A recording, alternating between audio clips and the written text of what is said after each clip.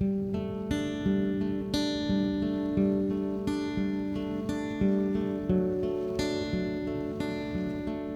dying fiery brown hopper. Tied, much like the sedgehog. Now, basically, years ago I used to write for a magazine, as you can see. This is a magazine here called Trout and Salmon. Now, there was a tying method I liked when I was a fishery manager. When I started in '94, it was a quick way of doing the sedgehog. It basically made it much shorter. Now, the hoppers were the most popular and they fished extremely well. When I tied them, for anyone that was on the lock itself, they always come back for some more. Now, the date of this magazine is February 2000. Now, the article was called Flies with a Fringe on Top. Now, I did a selection of flies. They're all down there. Even a sparkler there's your fringe sparkler they called it. All the way up, there's your sedgehog there, tied like the green Peter. And even a salmon fly. But the main fly I tied was a fiery brown hopper. There you go, the fiery brown hopper. And the idea was to tie the deer hair forward and drop back using the seals for. There's the sequence as it goes. And all the way along till the fly is complete. Now I'm going to tie this fly, fiery brown hopper.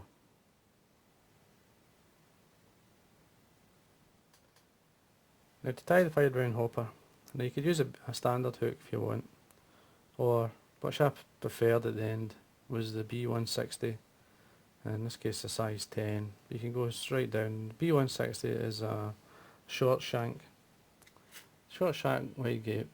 It's a good fly, it's a good pattern. You could slightly get around the bend if you want, and that's why I like it. So, thread I'm using is a Uni 80 in black. You could use a brown or a red on this, but the black was the original that I used. Now what I'm going to do is put a layer of thread down halfway, and then come back up. Now stop at about, say, at least a mil from the eye. For the wing, I like to use a raw deer, but I like a well marked deer hair. It's a better colour, especially for the darker flies. Now, you've got to really guess the amount that you need. You get used to the amount. Once you've tied a good 3 or 4 flies, in your mind you'll get the proportion that you need to form the wing. Now I've got here, basically if you look at it, the best way to measure is just to say, right, there's the wing I want at the back, going over the back, and that's plenty. It's more a subsurface fly this than really right on the top. It's a great pattern. I mean, claret's very good, olive obviously, so on, but fiery brown was one of the first ones I ever tied. And basically it was to represent like the alder. I worked extremely well for that, even though the hoppers didn't like it, but it worked for that. Then when you stack it, put it into air stacker, just line up the points. There we are, so I'm all lined up. Just remove it. You'll find there's a natural curve of the fibre. If you look, it wants to slightly curve. I want it to curve up, so when I pull it back it still lies nice. Now the length, normally it would be the full length, and over the eye with the hook. So that length there is the length you want over the eye. So just simply come in, tie it down, nice and tight. Just concentrate on tying it down. Keeping hold of these cut ends. Come down, come back up. And then come in a slight angle and trim. You don't have to be too fussy, because you're going to put some dubbing on this. Just make sure this stays on top. And trim away the excess.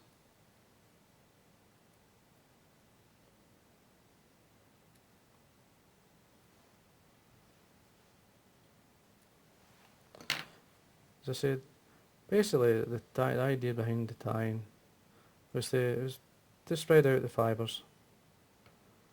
And hedgehog been very popular and time consuming times. I found this tying method worked extremely well for me. Now that's you ready, all ready to go. Shaped much like a shuttlecock. All you do is then bring your thread to the back. As I said, because of the B160, you can go slightly around the bend. Just give that a wee bit more disturbance. Now I'm using a medium gold holographic in gold. Obviously, the gold is a nice colour, suits obviously the fiery brown. Just enhances the colour. Tie it on the, basically on the side, 2 or 3 turns, and then make sure it's tied down. Come back up, just quickly with the thread. Now I'm putting the seals fur. I've got a fiery brown seals fur. I'm going to put it on reasonably light, not too tight. I want the holographic tinsel to sit in to the fur itself. And the closer to the body it is, the less likely the trout's teeth getting in behind it and tearing it off. Nowadays I use like a super glue on the back and take it down, but I'm going to tie it as the original. Take up the body and then bring it up so that it sits into the seals fur, as you can see, to the thorax area. Just tie it down.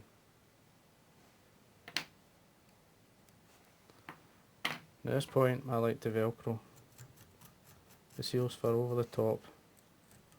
Again, this helps to protect the holographic tinsel, which is not the strongest material in the world, but it's very shiny, it's nice. You could use whatever you like on it. Just take away the excess, just break it off if it's too long. Now you can buy the pre-knotted legs now. This is the pheasant tails. Now you're looking for about half a dozen. Now I always liked the hopper legs on top. As it was a surface fly, I felt that they should be there, or subsurface anyway. So you want half a dozen. Just tear them off from the stem. Looking for at least 3 down either side. Tie them along the back. If you're fishing international competitions, you've got to be careful with the length. Just tie them on the side, but basically on the top. Just like that. Tie it down. Throw away the waste. You could fold that back and tuck in, but it shouldn't pull out. Then get some more seals fur. Stub it onto your thread. Just run it up. Now you could basically just pull some of the deer hair back at a time and do a turn. And then come in and do the same again.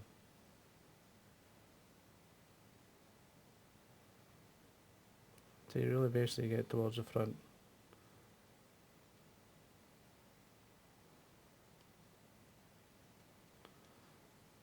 Now what I want to do is to bring the seals fur up into these fibres. You see, it makes it easier and quicker. If that was just a small hook, you could have pulled these back and you get a small sedge hog. And at the fishery, the sedge hog was absolutely brilliant. But doing the hopper like this, I mean, it's worked extremely well. Now I put a wee bit more dubbing on here and I put some at the front, just to draw it back. Get your fingers in there and draw any fibres going forward back. Now I'm going to use some varnish now. Keeping the thread tight, just rub this on.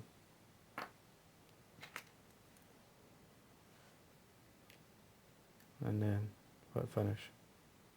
You may catch 1 or 2, but you can pull it back, or you can trim them away. As a rough wee fly, that's what you want. Just trim away any you don't want going forward, as I say. Then be careful with the legs, your pheasant tail legs. You don't want to catch these. So hold them in your finger and thumb. And then get a piece of Velcro and bring out the seals fur into the deer here.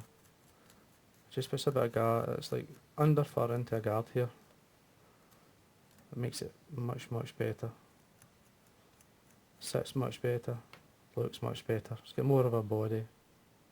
And there you are. And the boys originally came up with the sedge hog pattern. Like, you should be very proud of it, because it's a great pattern that's been changed and twisted over the years.